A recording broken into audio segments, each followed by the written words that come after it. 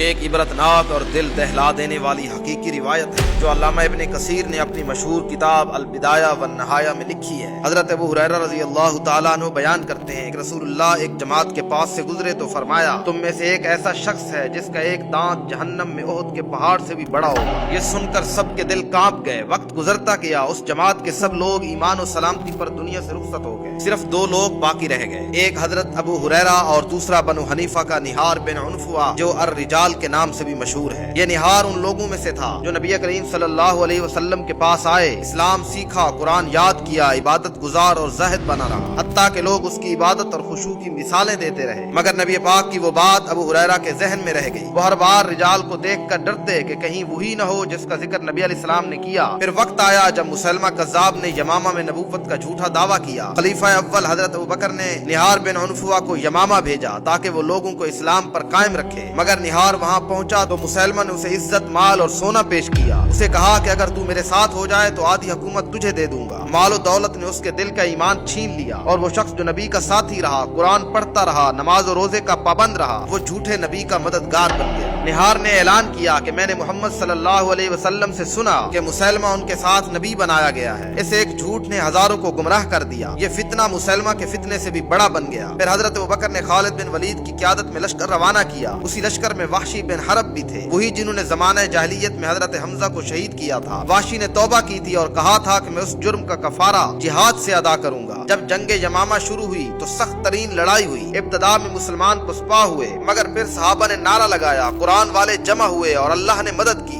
وحشی نے موقع پا کر مسلمہ کذاب کو قتل کر دیا، اور نہار بن عنفوہ بھی اپنے جھوٹے نبی کے ساتھ مارا گیا، کفر پر، ذلت کے ساتھ۔ جب حضرت ابو ہریرہ کو اس کی خبر ملی تو وہ سجدے میں گر گئے، اللہ کا شکر ادا کیا کہ ان دو میں سے نجات حضرت ابو ہریرہ کے حصے میں آئی۔ یہ قصہ ہمیں سکھاتا ہے کہ نہار بن عنفوہ قرآن پڑھتا تھا، عبادت گزار تھا، مگر انجام بد پر ہوا، اور وحشی بن حرب نے سب سے بڑا گناہ کیا مگر توبہ کی اور انجام ایمان پر ہوا۔ تو اے انسان، اپنی عبادت پر فخر نہ کرو، اپنی نیکیوں پر گھمنڈ نہ کرو، بس دعا کرو کہ اللہ ہمارا انجام ایمان پر کرے۔